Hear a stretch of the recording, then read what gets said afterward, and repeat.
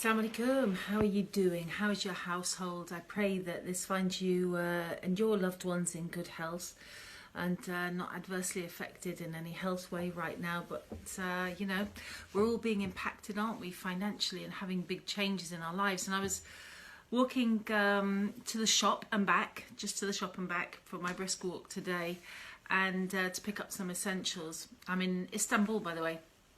And something really occurred to me because I've actually been through a similar situation to this one that you may find yourselves in now. So I wanted to send you some reflections on this that might help, inshallah, to really focus our minds on what's important, bi'idhnillah ta'ala. So in 2010, it was the worst year of my life. My husband was, for a reason, he was in intensive care. And I was on a hillside in France with no family, no friends, nobody around. My car stopped working the same week of his accident. And that meant that I had to borrow a car of friends. I was isolated. I could barely go out and had no income.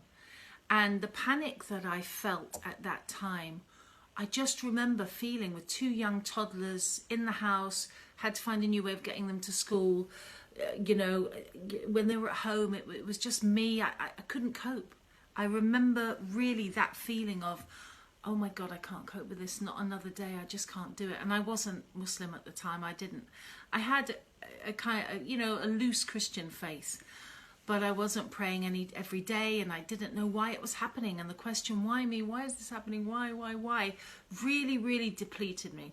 So a couple of thoughts on not being depleted psychologically and emotionally during what you're going through at the moment, inshallah.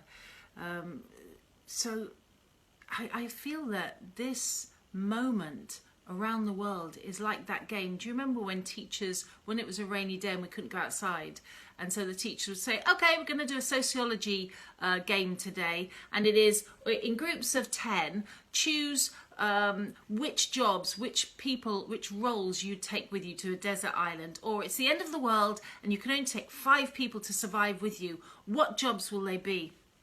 So I've been thinking about who's important in our lives and who's important in society. Many of us, we look towards footballers and we revere them. I mean, I'm a big Mohamed Salah fan. Don't get me wrong, the fact that Liverpool can't finish the season in glorious style, it's really, really painful. At least I thought it was painful until things really started to bite, until the world, you really see things changing now. So who is important in our society? Suddenly, it's the person who works in the corner shop.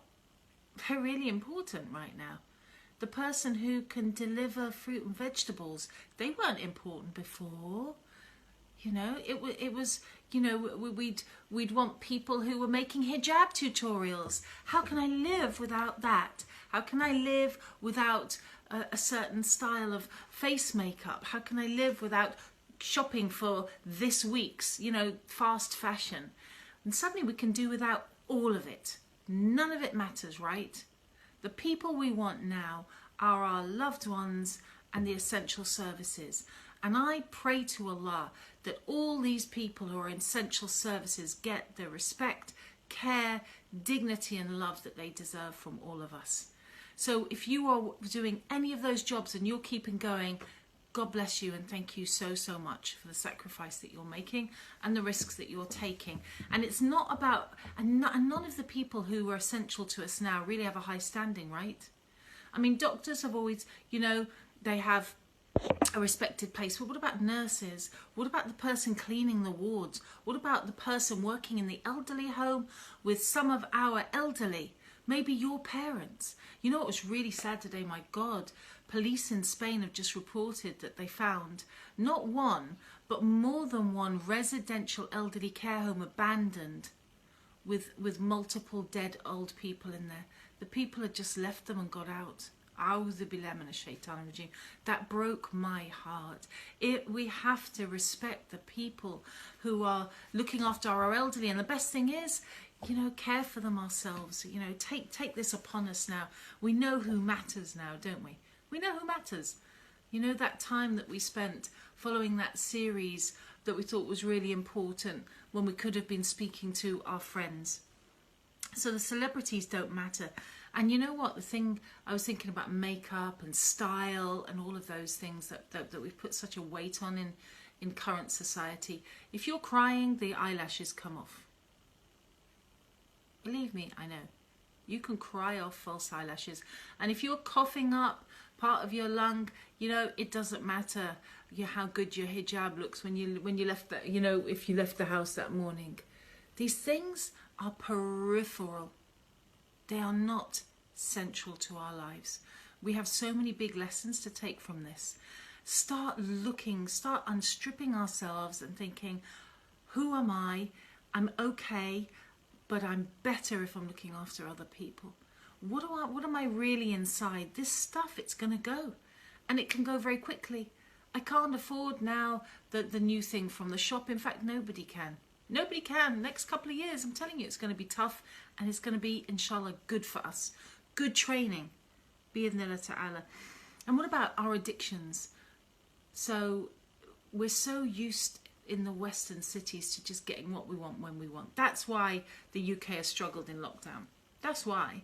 Because, most of our generations, they're like... Well, I'll give you an example, right? So when I was a kid, we used to look forward to Sunday because we'd get a sweet. And I know it sounds like when I was a kid, and it is like that. So yeah, deal with it. Bismillah. You'd get a sweet and you look forward to it. The idea of sweets always being in the house was just not a thing. It was biscuits. Really? Wow, you were lucky if you had biscuits. So and you wouldn't have them every day. So they became a treat. The idea of treats. But of course, in our houses, we're now used to having what? A whole store cupboard. Basically, we've got a shop in our house. Let's be honest. Right now may be the first time in your life that you're looking and going, when I run out of my oat milk and my special butter-free nut spread, what's going to happen? What's going to happen? When I actually run out of bread, how am I going to get bread? Now, instead of that causing panic, let's go to gratitude. Alhamdulillah for all those times I've had bread. Alhamdulillah for having to think about this and really experiencing it. I mean, as Muslims, we fast, but even when we've been fasting, we've known that there's been too big a feast in the evening, to be quite honest. Now we're feeling what the poor feel. Now we have to cooperate. Now we're reliant. Now we're reliant on the one who made us to get us out of this. Ya Allah, you've created this. Please help us. And I wanted to raise as well this, celebrities getting corona, okay? This kind of, I hope this is the tail end of celebrity adoration now and importance. Let's turn to our doctors and nurses and shopkeepers and people carrying out our essential services and ambulance drivers and the people of society who really count, right? And above all, those who love us. Because, hearing another celebrity story, this is one for the media here, I don't care which celebrity has corona right now because they're all probably going to be okay. Under 70, they're going to get the best care. They've got the first tests, they're not having any symptoms. Boo-hoo. I'm glad you're okay. There are people who really aren't okay. Can we please focus on them? It's not a story. So I want to say, I want to share a good story now that should be shared widely. Out in the streets in Turkey where I am right now, there are bags of food. Bags of food, just random bags of food being left for people to pick up who need them. No questions asked, no signs to fill in, no need for a food bank. You look them up online, Turks leaving food out for people. This is a great time for us to do, inshallah ta'ala, good deeds. It's not enough to stay inside. We have to connect, communicate with notes for neighbours, find a way. Even paying into a charity, Action for Children is really important in the UK now. We had 4 million children living in poverty before Corona. Goodness knows how many are not eating today. When I was a kid, I remember washing my hair with fairy liquid. I remember times when there was just, an old onion in the fridge. I remember going to bed hungry with no light. Poverty is difficult. So know who's poor in your family. Who's struggling right now? Who are you connecting with? Bismillah, I'm glad you're watching this video, but after this video, get off the phone except to call a loved one. So this was the message really I want to share today. I want to say thank you, Anne. And thank you, my sister Emma, for helping me in 2010 when I really, really needed help. And I had no one else to turn to. And I just want to thank you now. And I want you to know I'm going to call you. And after this test, by the grace of Allah, I hit the floor, and one day I just said, oh Allah, just my children, don't take my children. This prayer right now is, oh Allah, don't take our parents. Don't take our loved ones, please, Ya Allah. So call those who matter and pray to the one who can make this right and who cares for us above everybody else. Assalamu alaikum wa rahmatullahi wa barakatuh.